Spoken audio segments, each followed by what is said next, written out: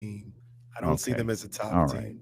Well, All right. shout out to my guy. Look, it's the Babe Ruth series all over again. Well, it looks great, and he's got the athletics wrap. What are you wearing? A's can't afford hats anymore, so they just give them a little piece of ribbon with their name on it. But Notice I it doesn't noticed. say Oakland or I was Sacramento going to because say it just says athletics. yeah, they don't claim a team.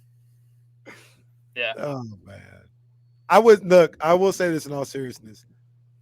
I'm surprised they did all that for those schedule Yeah, release. yeah, yeah. I thought you just kind of put it out and leave it at that. That was a full on production. Dubbed him Cobra Kai Matt. Cobra Kai Matt is here. Matt George of the Locked On Pink Kings podcast. Fantastic podcast, by the way. Arguably one of your greatest. Probably Wow. yesterday would probably be one of the top 10 episodes of all time. Wow. Well, I think the other 9 feature both me and Kenny at different points. So it's one of the great episodes of all time. all episodes with Kenny Caraway have been removed until apologies are issued to. I'm not gonna be on Locked On for the next 4 or 5 years. Casey's not allowed to enjoy baseball in Sacramento. If your ass throws out the first pitch, I'm leaving this city. No shot. No shot. Absolutely none. You're gonna be out there with Uncle V. That's my boy, Uncle V. No. That's my boy. Not It'll be allowed. on the same field that Kyle's throwing the first pitch at, which is so weird. Like 2 different teams, same field. It's fine. It's fine. ABC 10's Kevin John has thrown out a first pitch at a River Cats game before at Sutter Health Park, and he proceeded to do the moonwalk to get closer and still missed the plate by about 10 feet. That is arguably the most Kevin John sentence ever uttered. He moonwalked down to get closer to the plate. And that's missed his move by a mile. If I ever throw the first pitch out, I'm firing it in there. That's what I keep telling Kyle to do. You're not. Watch me. You're not throwing the pitch. No. Watch me. Well, then what? I can't throw it to a River Cats game? You can have them. Matt, let's start with Summer League as we navigate here. Well, actually, let's start with this. Your boy just set a floor of 52 victories for the Sacramento Kings. You in or out on that? That's the only thing Kenny has said in the last about 35 minutes that I've enjoyed.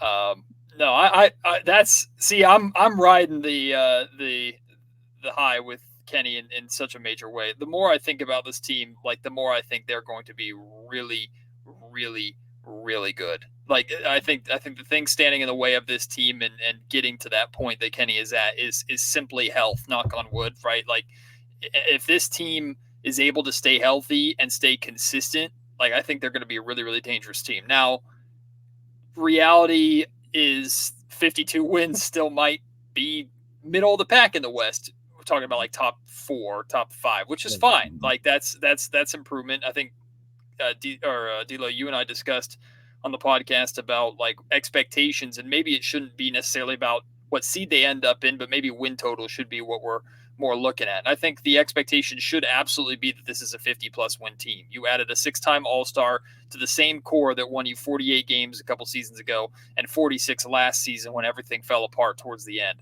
So I like the 50-plus wins shout. I think floor being 52 is optimistic, but I love it, and I'm all for it, Casey. No less than 52 wins. I like it. Kings coming up this season. I see it. I haven't talked to you since it all went down. It was a crazy week with DeMar being introduced and everything else like that. So I just kind of want to backpedal a little bit to your experience, being able to sit down, talk to DeMar DeRozan, get a vibe for him. Everybody was just, going crazy about just him taking his time and speaking to everybody in the media and things of that nature. So what was your experience like talking to DeMar?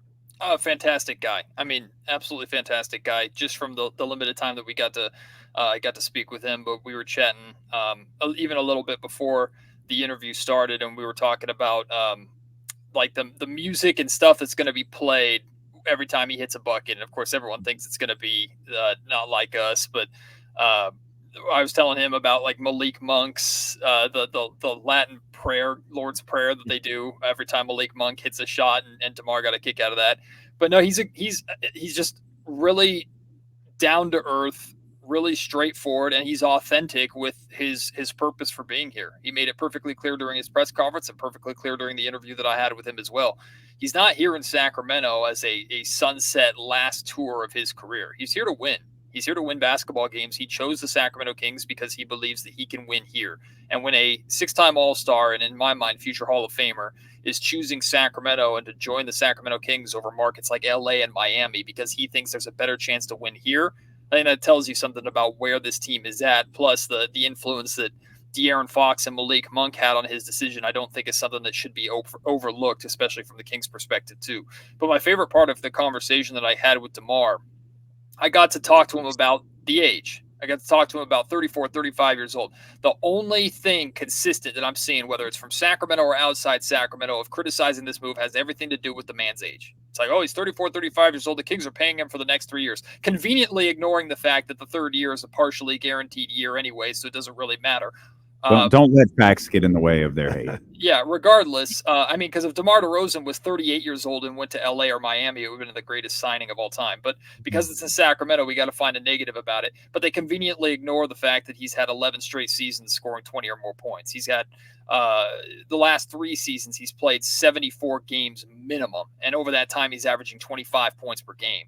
I mean, this is a guy that has only played 60 games or fewer in a season once, right? And he has, I think, 11 or 13 seasons where he's played 70 or more games. The dude plays, and when he plays well. And there is zero statistical indication. There's zero indication, period, in any way that you look at it that suggests that he's going to have any drop-off whatsoever.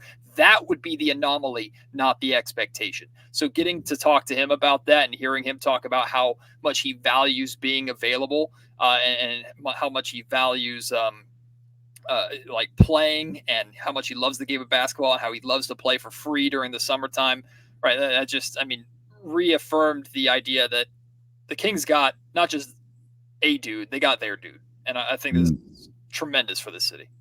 You know, real quick, Matt talked about what DeMar was saying when he got into town about how he came here to win, like not just swan song or anything, came here to win. Eerily familiar to one of the last guys that first came into Sacramento. That was Mike Brown. Mike Brown was like, I came here to win. Talk about it. Yeah. Period. Like, that's what we're here to do. Mm-hmm. And, you know, people laughed at him when he came in here and said that. And they've been winning games since he got here. That's and right. I just get the same type of vibes with DeMar saying that. Yeah, and he brought up the beam so many dang times. I think he's interested. I think he likes it. Like it was cool for him to bring that up as much as he did. He wants to light it right away. I wonder if that's a clause in his contract that the first Kings home win, he gets to light the beam. Which regardless of if he scores 2 points or 50, he better light that thing. But he's really excited about it. Got the chance to talk to him about that too. I mean, he's just like, he is the epitome of consistency and consistent winning throughout his career and consistent success. Even when he was playing in San Antonio and that team was struggling, even the last couple of years in Chicago with that team struggling, he has been consistently good to great every single time, almost every single time he steps on the floor. And Sacramento Kings fans should know it well because he put 19 points up on Sacramento in the fourth quarter last time he was in the Golden One Center to steal a win from the Kings and make sure they couldn't light the beam. So if Kings fans don't understand what they have, they're going to know very, very quickly as soon as he steps on the Golden One Center floor for real for the first time. I love the idea that the Kings can now sign free agents because of the beam. I want to press that button. That's what we're here for. What's the biggest thing you think DeMar brings on the floor? Like when you think about what this roster looks like, when you start thinking about what games look like, what's the biggest plus that you see DeMar DeRozan bringing this team? A bucket. And I say that. Simple. Yeah. I say that because I had a conversation. I'm doing a whole podcast about this, but I'll kind of give a sneak preview here. I had a conversation with an active NBA assistant coach, and I was talking to him about what DeMar brings to the table, and this coach was just raving about this decision for the Sacramento Kings because he said DeMar addresses the biggest weakness of not last season's offense, 2 seasons ago, when the Kings were not just the best offense in the league, they were the best offense in NBA history at the time. But what was the problem with that team? If you took them out of their options, if you took them out of their sets, they struggled. Sacramento was a very good half-court offensive team as long as they ran their DHOs and their sets that they wanted to run, that kind of fluidity, hybrid read and react offense. But as soon as we saw teams, and the Golden State Warriors did it very, very well in the playoffs, as soon as we saw teams start to try and take that away, be physical with the DHOs, back off of Domantas Sabonis, the Kings would get late in the shot clock and they would have one guy to bail them out. De'Aaron. That's why De'Aaron won Clutch Player of the Year. He was a mid-range merchant that year because De'Aaron was so good at essentially going and getting the Kings a bucket, whether it was in the fourth quarter or at any point during the game. DeMar DeRozan now brings another level to that. Now the Sacramento Kings have another guy who it's not just that he's going to help the Kings get those buckets in those spots. He is one of the best guys in the league at doing that from the mid-range. So I don't really care about his weakness on the perimeter. The Kings have had a roster of guys that were three-point shooters surrounding Fox and Sabonis for the last 2 seasons. And we saw how far it could take them. What they were missing was another guy that, whether it was late in a possession, late in the shot clock, late in the game, De'Aaron was out of the game, did not matter. The Kings just added another guy that the Kings can go, this play got blown up. There's 7 seconds left. DeMar, ISO on the wing or on the block, go or on the elbow, go and get us a bucket. And DeMar can go and do that. And to have that guy that won't just help them in those spots, but think about this, guys.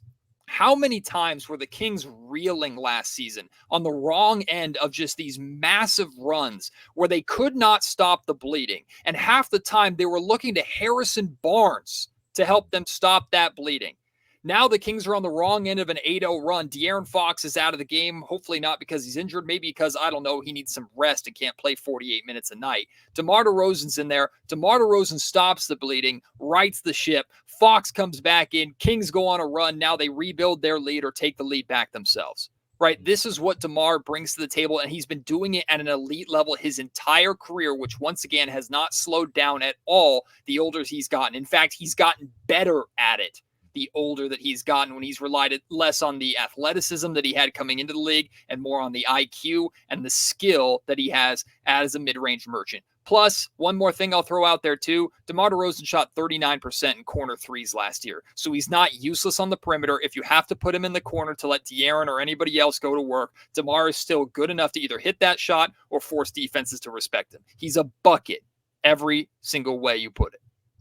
You know, I ain't got to get all fired up about it. It turned up. That's what I like. That's what I like from my guy, Matt, man. Matt just got me excited for a completely fictitious situation that we saw play out one way. And we, hope to play out another way. I people always talk about, King's colored glasses and all this other stuff, but I got to be honest with you. I don't see any negatives in this move. Not one. Now, hear me out when I say that. That doesn't mean that the Kings don't have areas of weakness. Yes, they do. But they had those areas of weakness already, right? It's not like DeMar got here and like, oh, that's good, but, he's going to take away from this. And now this is – no, they already had things that they just kind of enhanced what they already were. And that's where I come with, like, what they already were was good enough to give you 46 to, just being conservative, 49 wins if they would have stayed healthy. You added to that. Now you definitely should be a certified, verified 50-win team, certified, verified playoff team. Tell me if I'm wrong, Matt, or anybody. I don't see any negatives of DeMar DeRozan coming here. I just don't.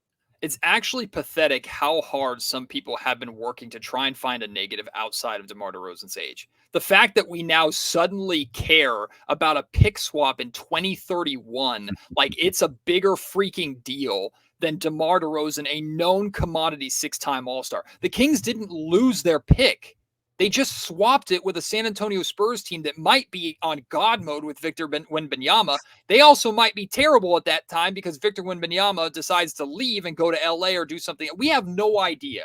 We're talking years in the future here. The Sacramento Kings could be defending their 4th championship in a row at that point. They could also be starting another playoff drought? We don't know. So why the hell would you care more about swapping a pick in 6 years versus a known commodity in DeMar DeRozan, which you're adding? The Kings added a 6-time All-Star and gave up next to nothing for it. And I don't mean to be disrespectful towards Harrison Barnes, but that was disrespectful. No, he's been on the chopping block for the last 2 freaking years. The Kings were able to turn him into an upgrade at a similar position, granted not the size. DeMar DeRozan's a bit smaller than Harrison Barnes is. Harrison was obviously a part of it and was game for it and is going to San Antonio, where I think he's going to be fantastic, by the way, for the San Antonio Spurs. I don't think he's going to suddenly start averaging 20 points per game, but the veteran leadership he and Chris Paul bring to that young Spurs core, plus how much Greg Popovich loves him. And if you don't believe me, Google Greg Popovich, Harrison Barnes, and read the amount of articles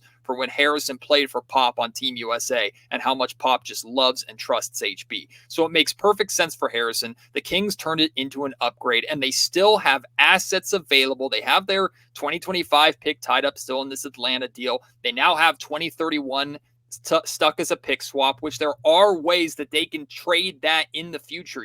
They can still trade the pick swap. Whatever team trades for that just has to swap with San Antonio if that's what plays out in 2031. The Kings still have assets available and the flexibility, which has been Monty McNair's buzzword from the beginning, to be able to do more and add more versus going all in for Brandon Ingram or all in times 10 for Lauri Markkanen, which so many people were calling for. I'll be 51 years old when that pick swap plays out. Like, I do not give a damn. Do whatever the hell you want to do. Let's transition a little, but we're talking about the Kings and what this might look like this upcoming season. Matt, we're watching, Kings basketball here over the course of the last few days. We got a few more days ahead of us, but Keon Ellis has been playing. Kenny and I have been wondering if maybe Keon is done playing Summer League basketball, but he did play on a Wednesday, and we've been kind of trying to get to the bottom of. Had a great game yesterday, by the way. Has had a couple of good games, a couple of bad ones. But what we've really been trying to figure out today, Matt, is are they evaluating? Well, right on cue. Shout out Sean Cunningham, who must be listening. Keon Ellis in street clothes for this afternoon's Summer League game. His Summer League duties have concluded. Sean just tweeted that. Thank you. So shout out to Sean Cunningham, clearly listening to us while he's in Las Vegas. Do you think they were evaluating, like truly evaluating Keon Ellis in the Summer League? Because, for context, I want to give you what we were Keegan last year was clearly, hey, home crowd, go be the man, take charge, be the number one option on this team. That doesn't feel like it was the objective with Keon this summer. Yeah, it's the only thing that makes sense. And I think this is more of a read the tea leaves situation than anything. So many of us coming into this offseason were operating, myself included, with the belief that Keon might be a permanent option at that starting 2-guard spot. I think all indications of Keon playing as much as he has in the Cali Classic and in Summer League in Vegas suggest that maybe the Kings aren't there and weren't there yet. And maybe the Kings felt like they needed to see more. And I think it's easy to forget that so much of Keon's success last season was a necessity. It wasn't, and he took took advantage of the opportunity and made the most of it. But he got that starting role because Kings players were hurt, Fox was hurt, and Mike Brown refuses to start Malik.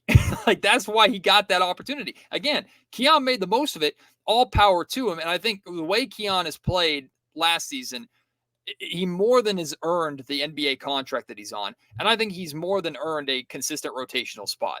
To me, if we're looking at an 8 or 9 man rotation, Keon Ellis should be a part of that conversation on a nightly basis. But to me, the purpose of having Keon play in this Summer League, initially I thought, okay, you don't have your rookie. Devin Carter's not playing. Okay, Keon Ellis, go out there and help kind of draw a crowd a little bit during the California Classic. Same way you had Keegan do a couple of years ago, blah, blah, blah.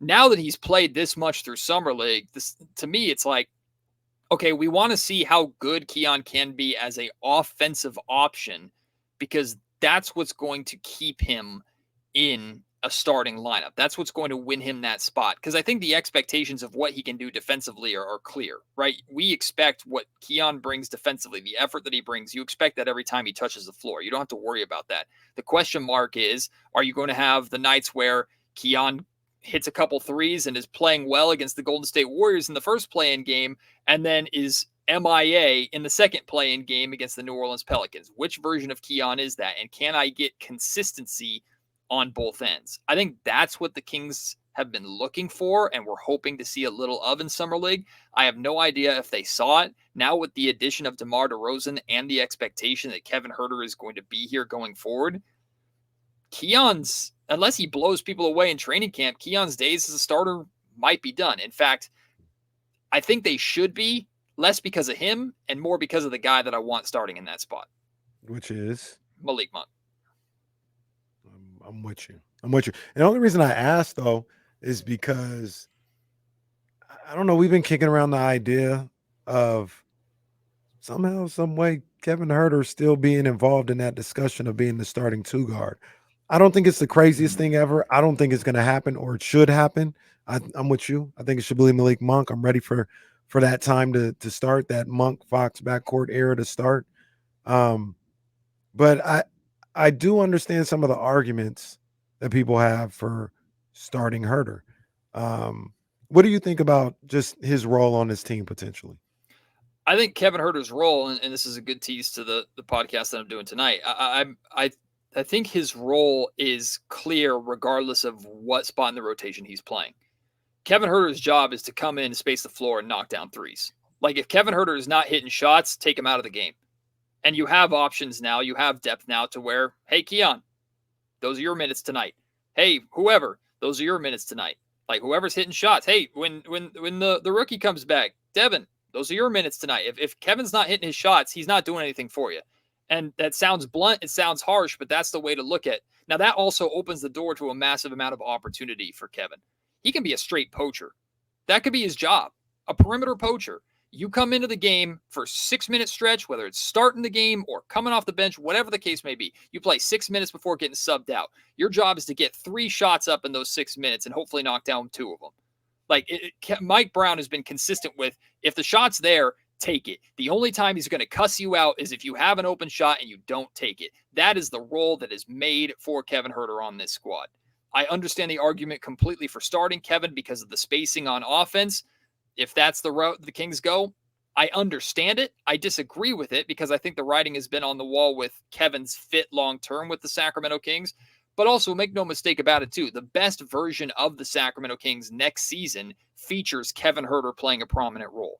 Because when he's hot, he's one of the best shooters in the league, period. And he's someone that defenses have to constantly keep an eye on or run the risk of leaving and getting torched. We saw Kevin shoot 50% in a month, for God's sakes, as a Sacramento King before. He's also seen multiple months of him in the mid-40s. So he can bring it, and the Kings know that they can use it. So whatever role he's playing with the Sacramento Kings, or whatever position, whatever time he's in the game, his job is the same. I think it's hit shots and, as is expected of everybody, rebound the basketball. Where do you think the Kings, what would you say the Kings' true defensive ability is? The beginning of what we saw last year or the end of what we saw last year? I want to believe it's the end. What concerns me about the end is how we have now heard Mike Brown repeatedly, De'Aaron Fox repeatedly, and I think somebody else, I can't remember who, it might have been like Davion 90% Mitchell, of the league mention officiating. Yeah. So if the Kings cannot play physical the way that they did the second half of the season, second half, air quotes, it's really the final third of the season. If the Kings cannot play that way because the officials are reverting back to ticky-tack fouls and giving the offense everything, if that's what we're going back to, and it was on both ends, by the way, it wasn't just a Sacramento screw job. Like, this was how the refs called fouls the first half of last season. If that's what it is, then I am concerned about Sacramento's defense because they found a lot. They didn't just find success. They found enjoyment in playing physical defense. Everybody did from the very top too. De'Aaron Fox was enjoying playing defense that way. So that's what I'm most curious about. And I think it's concerning. You talk about the cliche in coaching and cliche in sports. Hey, control what you can control. You can't control how officials are going to call games. You can control how you react to those officials. But if you're going into next season with the expectation that the way we finished last season defensively is how we're going to be for a full 82 games, it's repeatable. Great. There's a variable to that has nothing to do with you. And it has to do with guys who have the ultimate power and can't be questioned no matter how many challenges you have in Secaucus, New Jersey, whatever the heck they say. Right? Like, so I'm a little nervous about that part. But I asked Mike about that at the end of last season, in his end of season press conference. I asked how repeatable and how much do you expect that defense to carry over? And in addition to what he said about the referees, he also said, I believe everything that we were doing correctly for to end this season is 100% repeatable and will be improved by training camp time.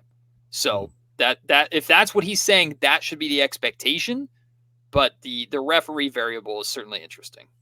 So there are two things that come out of that, though. Number one, it's an encouraging sign, and we talked about this the other day, is even if the referees come out and start the season the way they did last year, history tells us they'll revert back at some point. That's what happens all the time. There's this drastic whatever with technical fouls, physical play or whatever for a month and a half, and then eventually things always settle back in to how they are. And if that happens again, that benefits the Kings. The other thing, hearing you talk about it as well, is for all the talk of the Kings not being a good defensive team, that would be that'd be 2 straight seasons maybe, where we see them be the ultra aggressive, physical defensive team. I always point back to that playoff series against the Warriors. They had the culmination of what Mike Brown was trying to teach them all season. It came to a head in that playoffs. They were getting after it in those first 2 games on the defensive end. And I always say, to the point where the Warriors are like, this is too much. All right, you guys are being a little too physical. Using the ball as a weapon. JJ Redick, this is not fair, okay? And I say all that to say that might kind of be part of their identity at this point, playing a physical brand. And it's interesting because I don't think of the Kings that way. But now in back-to-back seasons, in 2 instances, we've seen when they're allowed to be physical, they bring the pain. And I wonder if maybe they can start that off from the start of the season this year, carry that over like Mike Brown was just talking about. The one thing that needs to be addressed, regardless of how officials are calling games or not, is just the Kings need to have some semblance of a presence on the perimeter.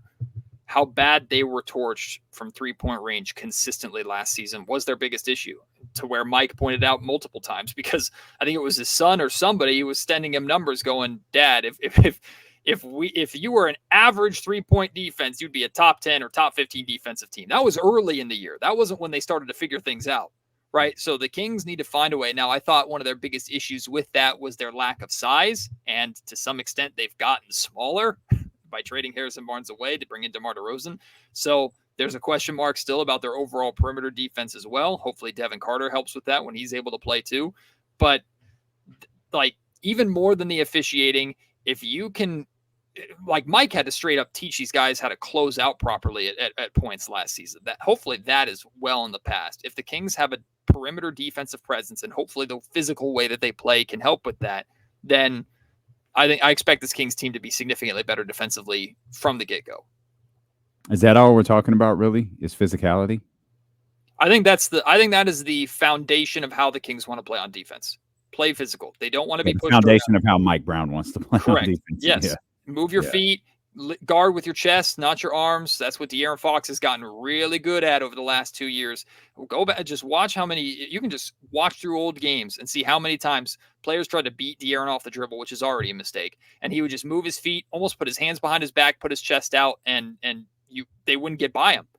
Like that's like the MO, or the epitome of how Mike wants this team to defend. And if you got your star doing it, that means everybody should be doing it too. That's a Doug Christie special. Yeah. Get your hands down. Get your hands down. Put your chest out. Great stuff, Matt, as always. We appreciate you. We're excited to get through this offseason, man, and get to October and see what's next for this Sacramento Kings team that I think everyone feels like got better. What's next on the docket? They finish in Summer League. Olympics happens. Probably schedule releases next, huh? Schedule release. In August, maybe. Yeah. Sure. Might be on the Hell, same there's no WNBA game until August 18th, right. So maybe that is what we're talking about. And as a Kings fan, like I'm locked into I actually am excited for the Olympics, but as a Kings fan, I don't care about the Olympics. Just Domas come back in one piece. Domas ain't even going, huh? They didn't make it. They didn't make it. Domas is here or something, ain't it? Didn't TMZ talk to him at the airport? I did. Yeah, he came home. That's right. That was a wild tweet from Sean Cunningham. TMZ caught up with Domas Sabonis. What the hell was Domas doing out at the club? Yeah. So poor guy didn't make the Olympics. Oh, good. Yeah, good. Get some rest. You worried? We got like a minute. You worried about the Devin Carter situation at all? The fact that he's going to miss the start of the season, and I think he's a guy they really like that they're going to have to try to figure out later on. The only thing I'm disappointed with is that he's missing training camp, and that's the bulk of the practice time that you get, especially as a point guard. How important that is. Like, you don't practice during the regular season. You kind of do, but you don't really. Mike Brown already has the most. Mike already has the most practice days than any other coach, and he's called a freak for it, right? Because he has this team practice so much. Shoot around don't count. They don't practice and shoot around. But the good thing that I feel about Devin Carter, number one, is 6 months looks terrible when you read it, but when you actually do the math, 6 months is like early January. And if you were to do 6 months from the day that they announced it, not that that's accurate, but let's just play that. 6 months from the day they announced it was like very early January. The Kings last season at that point were like 30-something games into the season. So we're talking about him being back for the second half of the year, hopefully. The best part about Devin Carter, in my mind, you can just let him go, release him, and he plays the way he plays, and that'll be valuable. Well, JT Lowe brings up a great point. Just rest Carter for the finals. Good point. That's a solid point right there. He needs to work on his attitude. But well, apparently he does. Locked On Kings, available wherever you get podcasts from. Also available on YouTube. Also, you can check out Matt's great work over on ABC 10 and his great work with us every Thursday. We will see you back here tomorrow at 10 a.m. with the Insiders here on Sacramento Sports Leader, ESPN 1320.